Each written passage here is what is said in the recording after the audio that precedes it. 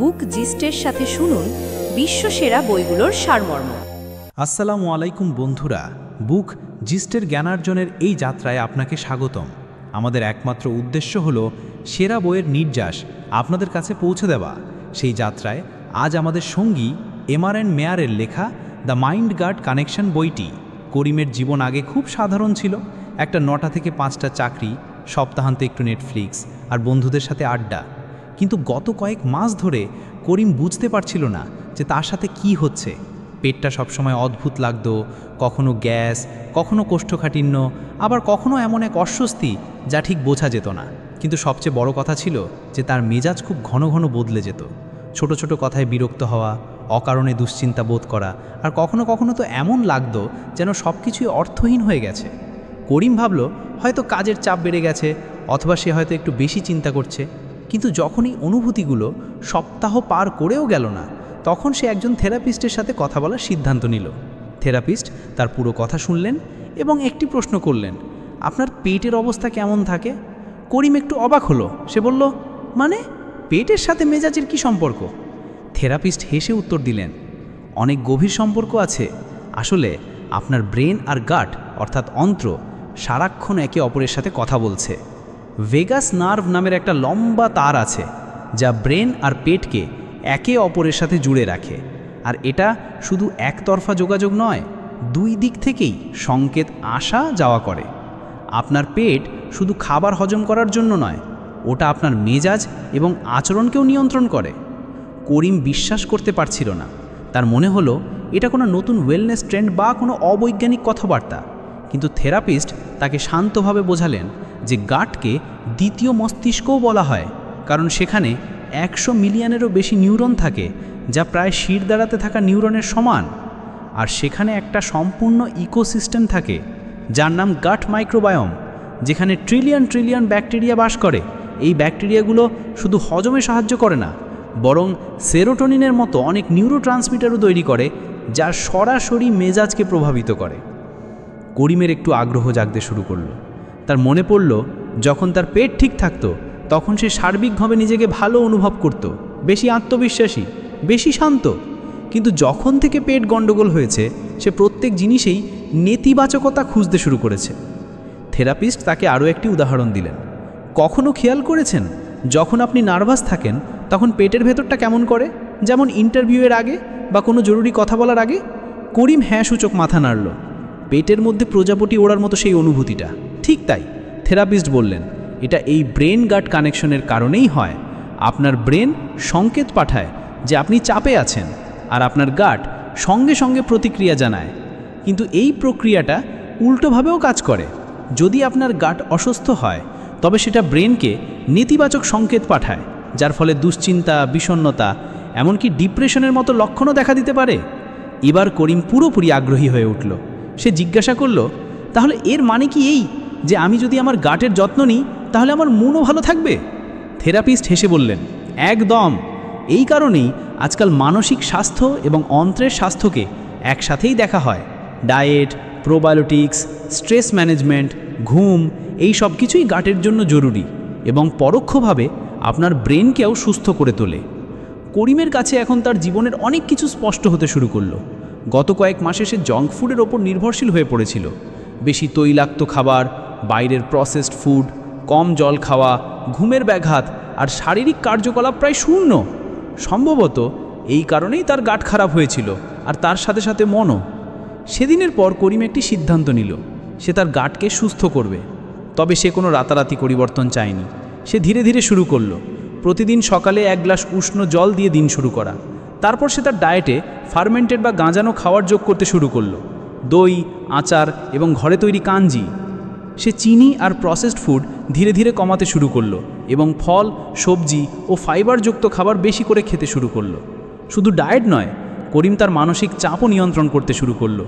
আগে সে ছোট ছোট কথায় প্রতিক্রিয়া দেখাতো, কিন্তু এখন সে নিজেকে থামিয়ে গভীর শ্বাস নিত। সে মেডিটেশন করার চেষ্টা করলো। প্রথমে অদ্ভুত লাগতো, কিন্তু কয়েক সপ্তাহের মধ্যেই তার মন কিছুটা শান্ত হতে শুরু করলো। আর সবচেয়ে লক্ষণীয় পরিবর্তন ছিল যে তার পেট হালকা এবং স্থির অনুভব হতে লাগলো। একদিন করিম অফিসে কাজ করছিল, আর তার বস হঠাৎ তার কাছে এসে বললেন, করিম, তোমাকে আজকাল খুব মনোযোগী লাগছে, সব কিছু সময় মতো আর নিখুঁত ল্যাবে সামলাচ্ছ, খুব ভালো। করিম হেসে ধন্যবাদ জানালো, কিন্তু মনে মনে ভাবতে লাগলো কয়েক মাস আগে এই কাজটাই খুব কঠিন লাগতো। তখন সে নিজের উপর সন্দেহ করত, সব কিছু জটিল মনে হতো, কিন্তু এখন সে একটা স্বচ্ছতা অনুভব করছে। রাতে করিম বাড়ি ফিরে বারান্দায় বসে চা খেতে খেতে নিজের ভেতরের পরিবর্তনটা অনুভব করল। সে এখন বুঝতে পারছিল যে স্বাস্থ্য মানে শুধু অ্যাবস বা পেশি বানানো নয়, আসল স্বাস্থ্য সেটাই যেখানে মন আর শরীর একটা দলের মতো কাজ করে। সেই সংকেতগুলো যেগুলো ভেগাস নার্ভের মাধ্যমে প্রতিদিন পাঠানো হয়, সেগুলোই নির্ধারণ করে আমরা পৃথিবীকে কিভাবে দেখি, কিভাবে প্রতিক্রিয়া জানাই আর নিজেকে কেমন অনুভব করি। করিম এখন তার পেটের কথা শুনতে শিখে গেছিল। যদি কখনো হালকা ভার বা অস্বস্তি অনুভব করত, সে বুঝতে পারত যে কিছু একটা গণ্ডগোল হয়েছে, হয়তো খাওয়া দাওয়া বা মানসিক চাপ, আর সে নিজেকে আলতোভাবে সামলেত। কোনো কঠোর ডায়েট নয়, শুধু একটু যত্ন, একটু সচেতনতা। ধীরে ধীরে তার আত্মবিশ্বাস ফিরে আসতে লাগলো। এখন সে নিজেকে নিয়ে সন্দিহান থাকতো না। সে জানতো যদি মন ভালো অনুভব না করে তাহলে হয়তো গাট কোনো সংকেত দিচ্ছে, আর সে সেটা শোনার জন্য প্রস্তুত ছিল। এই গল্পটা শুধু করিমের নয়, আমাদের সবার সাথেই এমনটা হয়। কখনো মন বিগড়ে যায়, কখনো পেট, কিন্তু দুটোর সম্পর্ক খুব গভীর। গাট শুধু খাবারের রাস্তা নয়, ওটা একটা বুদ্ধিমান সিস্টেম যা আমাদের আবেগ, চিন্তা এবং আচরণকে নীরবে নিয়ন্ত্রণ করে। আর যখন আমরা তাকে দিই ভালো খাবার, একটু বিশ্রাম, একটু ব্যায়াম, তখন সেও আমাদের বিনিময়ে শান্তি, শক্তি আর স্বচ্ছতা দেয়।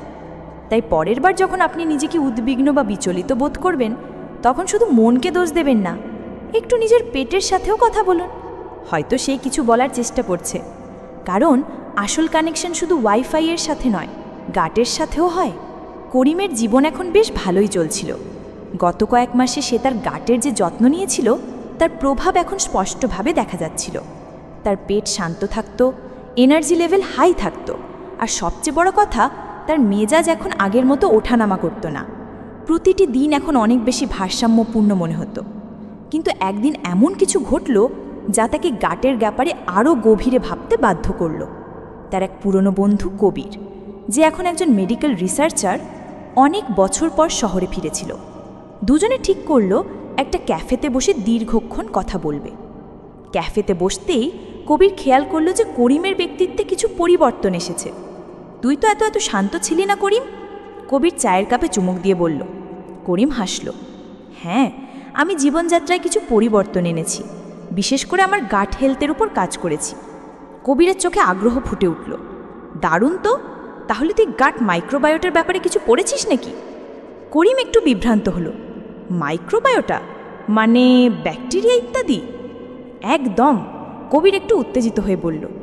গাট মাইক্রোবায়োটা মানে সেই ট্রিলিয়ন জীবাণু যা আমাদের পাচনতন্ত্রে বাস করে।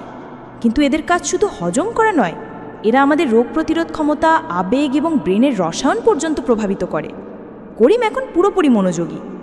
মানে আমার পেটে যে ব্যাকটেরিয়া আছে, সেগুলো আমার মেজাজ আর ইমিউন সিস্টেম দুটোকেই নিয়ন্ত্রণ করে? কবির মাথা নাড়ল। হ্যাঁ, আসলে তুই যখন গাট ফ্রেন্ডলি খাবার খেতে শুরু করলি, যেমন প্রোবায়োটিক্স, ফাইবার সমৃদ্ধ খাবার, তখন তুই নিজের মাইক্রোবায়োটাকে শক্তিশালী করেছিস।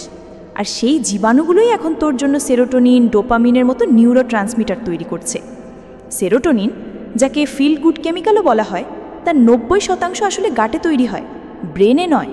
করিমের চোখ বড় বড় হয়ে গেল। আমি তো সবসময় ভাবতাম এসব ব্রেনের কাজ।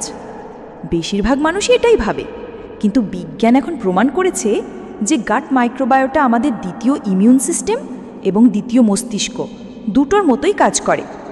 চায়ের চুমুকোর মাঝে করিমের জীবনের কিছু পুরনো মুহূর্ত মনে পড়তে লাগলো। সেই দিনগুলো যখন তার বারবার সর্দি, কাশি আর ছোটোখাটো সংক্রমণ হতো। সে ভাবত তার রোগ প্রতিরোধ ক্ষমতা দুর্বল, কারণ সে বাইরের খাবার খায়। কিন্তু এখন যখন সে স্বাস্থ্যকর খাবার খাচ্ছে, তখন এই ধরনের সমস্যাগুলো প্রায় উধাও হয়ে গেছে। তাহলে মাইক্রোবায়োটা রোগ প্রতিরোধ ক্ষমতাও নিয়ন্ত্রণ করে? করিম জিজ্ঞাসা করল। অবশ্যই, কবির উত্তর দিল।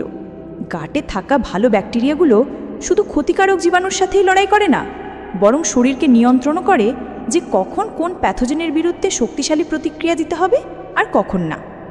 মূলত গাট মাইক্রোবায়োটা ইমিউন কোষগুলোকে প্রশিক্ষণ দেয়, যেমন একজন শিক্ষক ছাত্রকে প্রশিক্ষণ দেন। আর যদি মাইক্রোবায়োটা দুর্বল হয়ে যায়, তাহলে ইমিউন সিস্টেম বিভ্রান্ত হয়ে যায়, কখনো অতিরিক্ত প্রতিক্রিয়া দেখায়, কখনো বা কম। করিমের এখন বুঝতে পারছিল যে তার ভেতরে কত কি অদৃশ্য জিনিস চলছে, যার সম্পর্কে সে কখনো ভাবেনি। তার জীবনে আবেগ আর স্বাস্থ্য সবসময় রহস্যময় ছিল, কিন্তু এখন ধীরে ধীরে সব কিছু সংযুক্ত হচ্ছিল। আর মানসিক নিয়ন্ত্রণ? করিম কৌতূহলী হয়ে জিজ্ঞাসা করল, সেটাও কি মাইক্রোবায়োটার নিয়ন্ত্রণে? কবির বলল, গাট ব্রেন অ্যাক্সিস শুধু একটা যোগাযোগের চ্যানেল নয়, এটা মানসিক ভারসাম্যের ভিত্তি। যদি গাটের ব্যাকটেরিয়া বৈচিত্র্যময় এবং স্বাস্থ্যকর হয়, তাহলে তারা এমন রাসায়নিক তৈরি করে যা দুশ্চিন্তা, মানসিক স্ট্রেস এবং বিষণ্ণতাকে স্বাভাবিকভাবে কমায়। কিন্তু যদি গাটে ভারসাম্যহীনতা তৈরি হয়, তাহলে মেজাজের ওঠানামা আর মানসিক অস্থিরতা সাধারণ হয়ে ওঠে।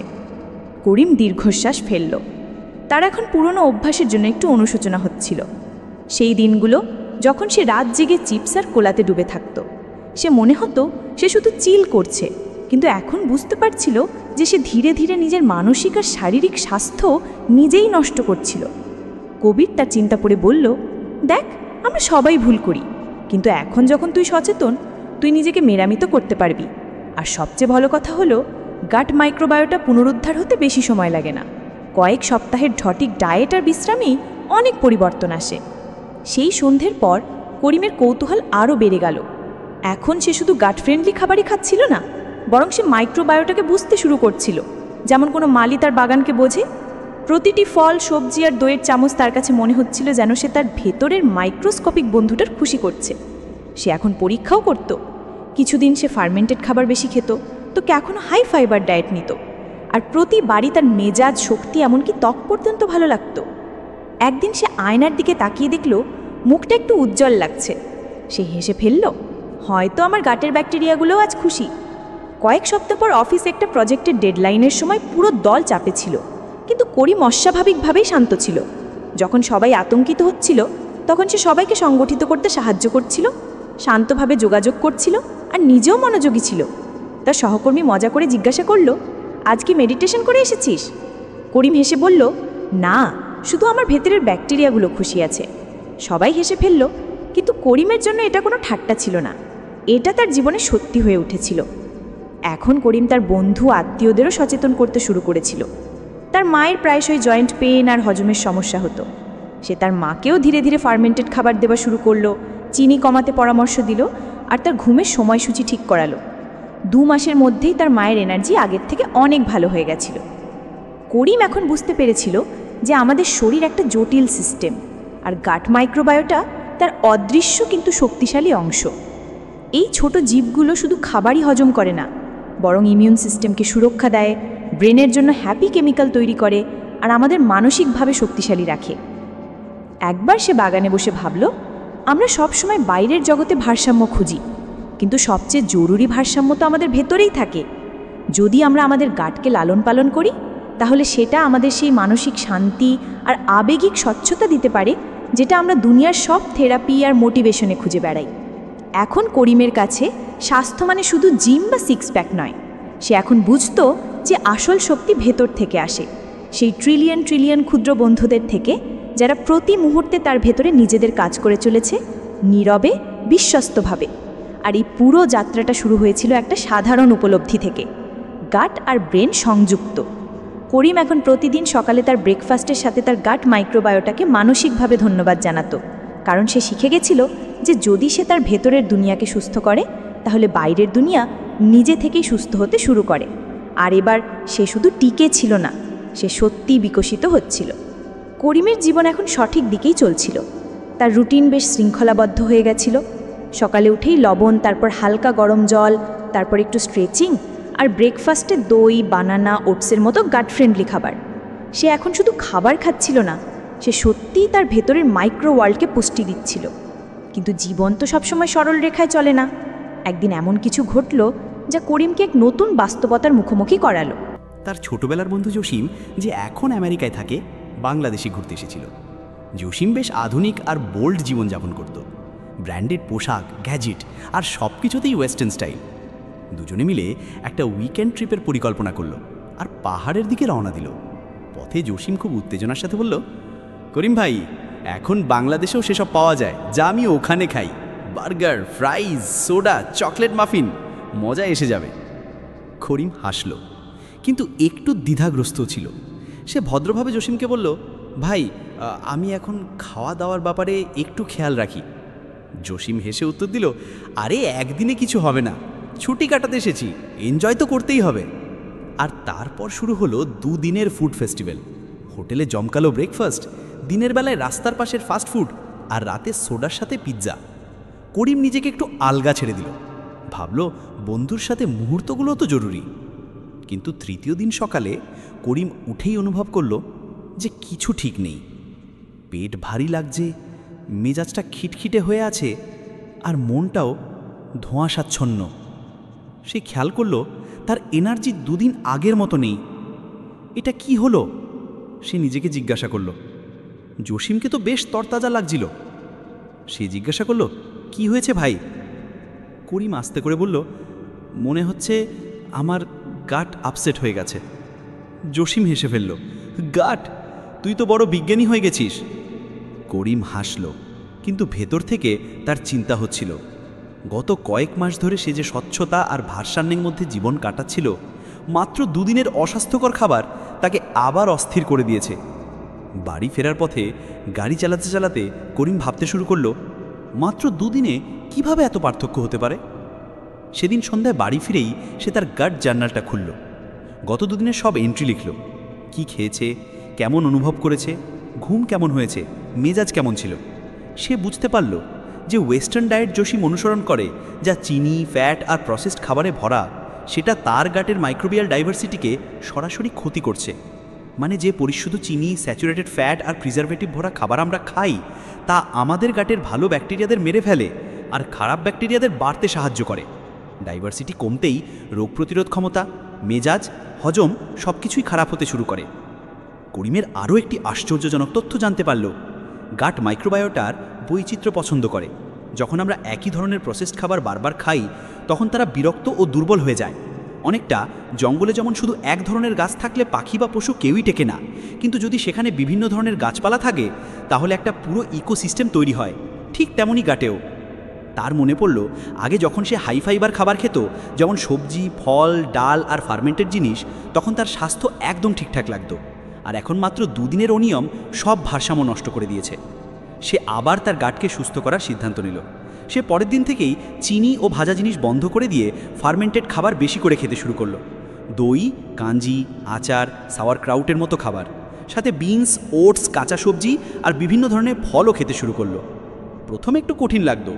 চকলেট আর চিপস দেখে হাত নিজে থেকে এগিয়ে যেত, কিন্তু প্রতিবার যখন সে সেই প্রলোভন প্রতিরোধ করত, তার মনে হতো যেন ভেতরের কিছু একটা পুনরুদ্ধার হচ্ছে, যেন তার গাটের জীবাণুরা ভেতর থেকে হাততালি দিচ্ছে, সাবাস করিম। 1 সপ্তাহের মধ্যেই পার্থক্য দেখা যেতে লাগলো। তার মন আবার তীক্ষ্ণ হতে শুরু করলো, ঘুম ভালো হলো, আর সবচেয়ে গুরুত্বপূর্ণভাবে তার মেজাজ স্থিতিশীল হলো।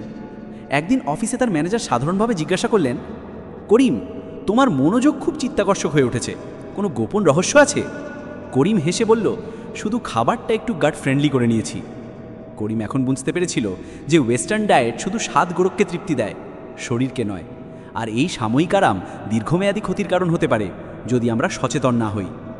কয়েকদিন পর আমেরিকা ফেরার আগে জসিম করিমকে জিজ্ঞাসা করল, বন্ধু, তুই এত শৃঙ্খলা কিভাবে বজায় রাখিস? আমারও গাটের সমস্যা শুরু হয়েছে। করিম শান্তভাবে বলল, ভাই, আমরা যা খাই তা শুধু আমাদের খিদে মেটায় না, তা আমাদের ভেতরের একটা গোটা দুনিয়াকে আকার দেয়। আর যদি আমরা সেই দুনিয়ার খেয়াল না রাখি, তাহলে সে আমাদের সংকেত পাঠাবে, কখনো মেজাজের মাধ্যমে, কখনো রোগ প্রতিরোধ ক্ষমতার মাধ্যমে। জসিম একটু চিন্তায় পড়ে গেল। তার মানে বার্গার খেলে ডিপ্রেশনও হতে পারে? করিম হেসে উত্তর দিল, হ্যাঁ, যদি তুই শুধু বার্গারই খাস আর ফাইবার, ফার্মেন্টেড খাবার থেকে দূরে থাকিস, তাহলে হ্যাঁ, অবশেষে তোর গাট অসুস্থ হবে আর তার প্রভাব তোর ব্রেন পর্যন্ত পৌঁছাবে। জসিম মাথা নাড়ল, চলো, এখন থেকে আমিও একটু ভারসাম্য রাখার চেষ্টা করব। ওই কথোপকথনের পর করিমের একটা উপলব্ধি হলো, সচেতনতা ছড়ানোও এক ধরনের সেবা। সে এখন ধীরে ধীরে সোশ্যাল মিডিয়াতেও গাট হেলথের ব্যাপারে সহজ ভাষায় পোস্ট করতে শুরু করলো। তার রূপান্তরের ছবি আর অভিজ্ঞতা শেয়ার করত। মানুষ তার সাথে যুক্ত হতে শুরু করলো, প্রশ্ন জিজ্ঞাসা করত, আর অনেকেই নিজেদের স্বাস্থ্য ভালো করতে শুরু করলো। করিমের মনে হলো সে শুধু নিজের জীবনই বদলায়নি, সে অন্যদের সুস্থ হওয়ার যাত্রারও একটা অংশ হয়ে উঠছে। এখন যখন কেউ তাকে মিষ্টি, বার্গার বা সোডা অফার করত, সে ভদ্রভাবে মানা করত আর ভাবত, এটা স্বাদের জন্য ভালো হতে পারে, কিন্তু আমার গাট ফ্যামিলি এটা পছন্দ করবে না। আর করিম এখন একা ছিল না, তার ভেতরে ছিল ট্রিলিয়ন ট্রিলিয়ন মাইক্রোস্কোপিক বন্ধু, যারা তার প্রতিটি পছন্দের প্রভাব অনুভব করত। গল্পটা এখানে শেষ হয়নি, এটা ছিল তার নতুন জীবনের ভিত্তি। এমন এক জীবন যা স্বাদ আর প্রলোভনের ঊর্ধ্বে গথে আসল স্বাস্থ্য আর খুশির দিকে এগিয়ে যাচ্ছিল। আর করিম এখন শুধু খাবারকে দেখত না, সে তাকে একটা আমন্ত্রণ মনে করত, তার ভেতরের ইকোসিস্টেমকে লালন করার একটা সুযোগ। কারণ সে এখন জানত শক্তিশালী শরীর, স্বচ্ছ মন আর শান্তিপূর্ণ জীবন ওখান থেকেই শুরু হয়, গাট থেকে। করিমের জীবন এখন মোটামুটি স্থিতিশীল হয়ে গেছিল। তার রুটিন সেট ছিল, খাওয়া দাওয়া ভারসাম্যপূর্ণ ছিল, আর মানসিক স্বচ্ছতাও বজায় ছিল। সে এখন গাট হেলথ নিয়ে এতটাই সচেতন হয়ে গেছিল যে যখনই নতুন কিছু খাওয়ার মন করত, সে প্রথমে ভাবত এতে আমার গাটের জীবাণুটা কেমন অনুভব করবে। কিন্তু জীবন কখন শান্ত নদী থেকে এক উত্তল সমুদ্রে পরিণত হয় তা কেউ জানে না। সেদিনও এমনই কিছু হলো। করিমের কোম্পানিতে হঠাৎ একটা খুব বড় প্রজেক্ট এলো। ডেডলাইন মাত্র 2 সপ্তাহ, আর ক্লায়েন্ট আন্তর্জাতিক। ভুলের কোনো সুযোগ নেই। করিমকে সেই প্রজেক্টের লিড বানিয়ে দেওয়া হলো। প্রথমে সে বেশ আত্মবিশ্বাসী ছিল, কিন্তু দিন যত এগোতে লাগলো কাজের চাপ বাড়তে লাগলো। তার দিন এখন 14-15 ঘন্টার হয়ে গেল। অফিসের মিটিং, ইমেলের উত্তর দেওয়া, রিপোর্ট তৈরি করা, সব কিছুই করিমের মাথায় চেপে বসল। সে খাবার তো খাচ্ছিল, কিন্তু সেই মনোযোগ, সেই মাইন্ডফুলনেস উধাও হয়ে গিয়েছিল। তাড়াতাড়ি খেয়ে নি, তারপর কাজ করতে হবে, সে নিজেকে বলতো। ফার্মেন্টেড খাবারের জায়গায় ইনস্ট্যান্ট নুডলস, প্রোবায়োটিক দইয়ের জায়গায় ভেন্ডিং মেশিনের ব্ল্যাক কফি। স্ট্রেস ধীরে ধীরে তার ভেতরে বাসা বাঁধতে শুরু করলো। রাতে ঘুম আসতো না, মন সবসময় সতর্ক থাকতো, যেন কোনো বিপদ আসছে। করিম বুঝতে পারছিল না যে এত শৃঙ্খলাবদ্ধ হয়েও তার শরীর আর মন কেন সঙ্গ দিচ্ছে না। তারপর একদিন অফিসে বসে বসে তার মাথা খারাপভাবে ঘুরতে লাগলো, বুক ধড়ফড় করতে শুরু করলো, আর কপালে ঘাম জমে গেল। সব ঠিক আছে তো? তার সহকর্মী জিজ্ঞাসা করলো। করিম উত্তর দিল, মনে হচ্ছে স্ট্রেস বেশি হয়ে গেছে। সেদিন সন্ধ্যায় সে তাড়াতাড়ি বাড়ি ফিরে চুপচাপ বসে ভাবল, আমার গাট কি আবার বিগড়ে গেল? সে তার গাট জার্নালটা বের করে গত 10 দিনের এন্ট্রিগুলো পড়ল। খাবার অনিয়মিত, ঘুম খারাপ, আর মন ক্রমাগত সতর্ক। তার মনে পড়ল সে একবার পড়েছিল যে দীর্ঘস্থায়ী মানসিক চাপ সরাসরি গাটের ভেদ্যতা বা পারমিয়াবিলিটিকে প্রভাবিত করে। মানে যখন আমরা দীর্ঘক্ষণ চাপে থাকি, তখন আমাদের অন্ত্রের আস্তরণে ছোট ছোট ফাঁক তৈরি হয়, যাকে লিকি গাট বলে। এর ফলে ক্ষতিকারক ব্যাকটেরিয়া এবং টক্সিন রক্ত প্রবাহে প্রবেশ করতে পারে এবং শরীরে দীর্ঘস্থায়ী প্রদাহ বা ইনফ্লেমেশন শুরু হয়। করিমের এখন বুঝতে পারছিল যে এত শৃঙ্খলাবদ্ধ হয়েও তার শরীর আর মন কেন সঙ্গ দিচ্ছে না। তারপর একদিন অফিসে বসে বসে তার মাথা খারাপভাবে ঘুরতে লাগলো, বুক ধড়ফড় করতে শুরু করলো, আর কপালে ঘাম জমে গেল। সব ঠিক আছে তো? তার সহকর্মী জিজ্ঞাসা করল। করিম উত্তর দিল, মনে হচ্ছে স্ট্রেস বেশি হয়ে গেছে। সেদিন সন্ধ্যায় সে তাড়াতাড়ি বাড়ি ফিরে চুপচাপ বসে ভাবল, আমার গাট কি আবার বিগড়ে গেল? সে তার গাট জার্নালটা বের করে গত 10 দিনের এন্ট্রিগুলো পড়ল। খাবার অনিয়মিত, ঘুম খারাপ, আর মন ক্রমাগত সতর্ক। তার মনে পড়ল সে একবার পড়েছিল যে দীর্ঘস্থায়ী মানসিক চাপ সরাসরি গাটের ভেদ্যতা বা পারমিয়াবিলিটিকে প্রভাবিত করে। মানে যখন আমরা দীর্ঘক্ষণ চাপে থাকি, তখন আমাদের অন্ত্রের আস্তরণে ছোট ছোট ফাঁক তৈরি হয়, যাকে লিকি গাট বলে।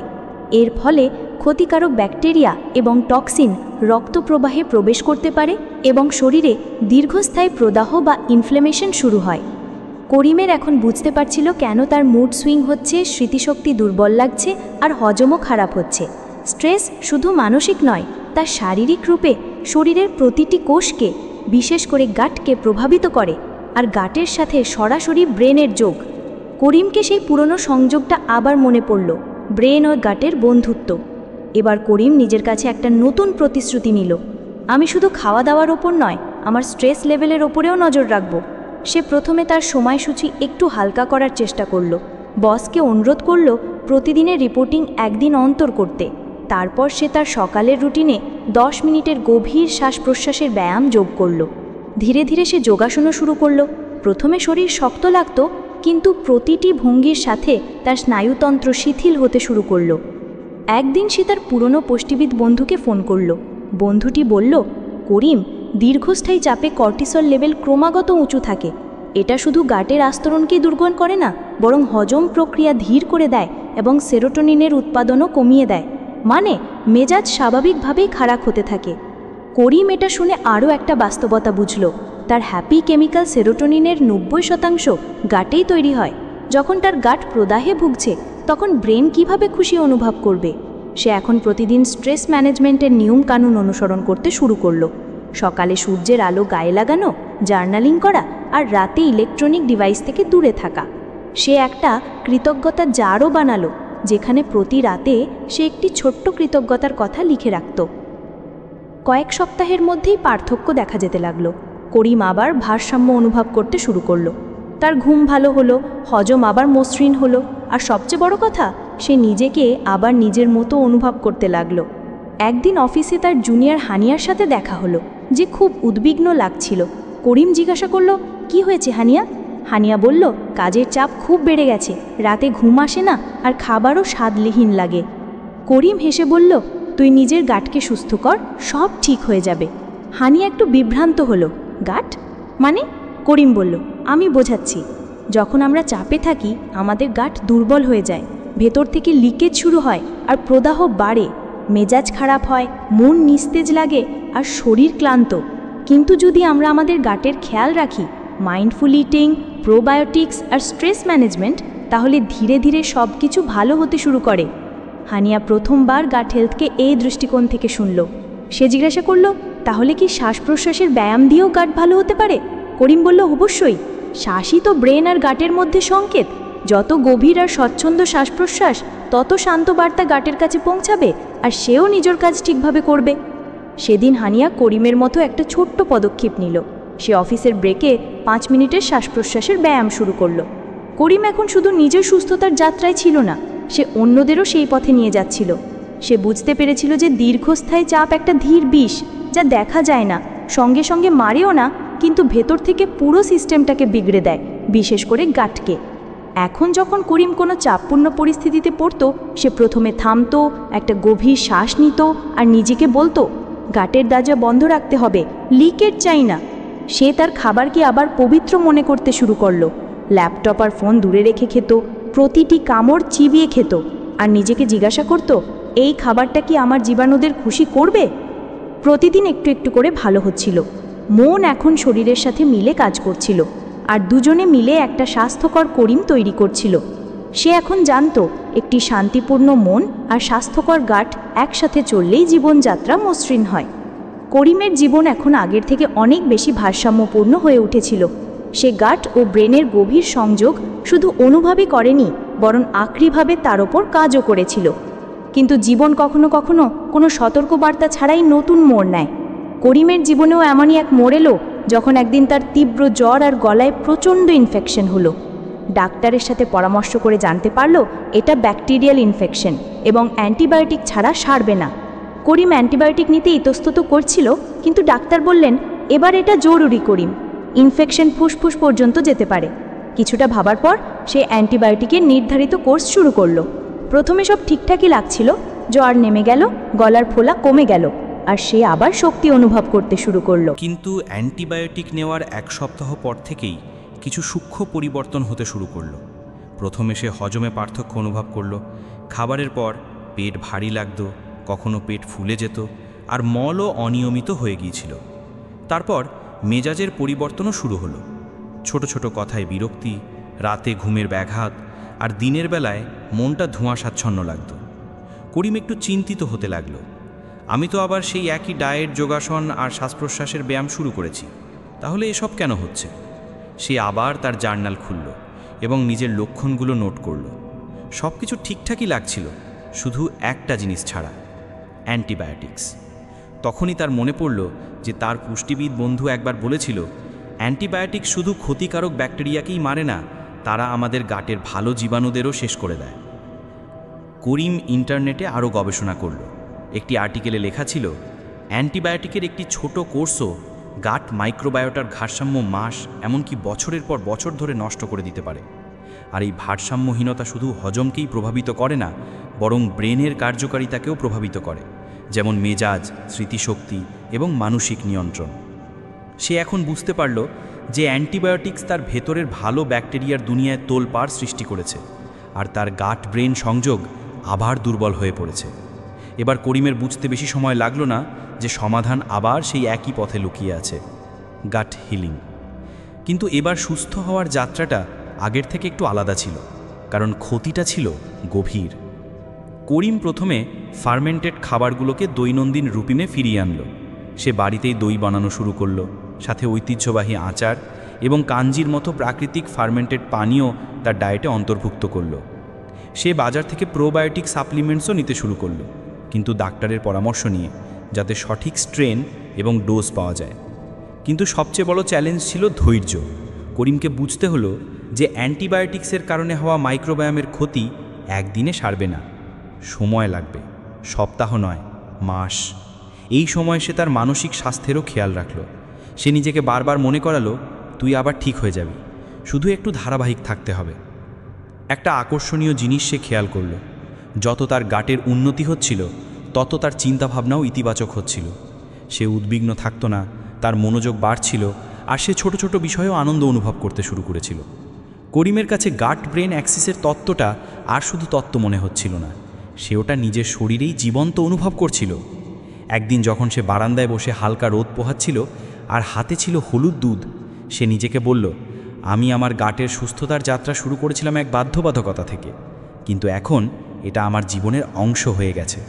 সে জানত যে অ্যান্টিবায়োটিক্স জরুরি, কিন্তু এখন সে যে কোনো ওষুধ খাওয়ার আগে তার গাটের কথা অবশ্যই ভাবত।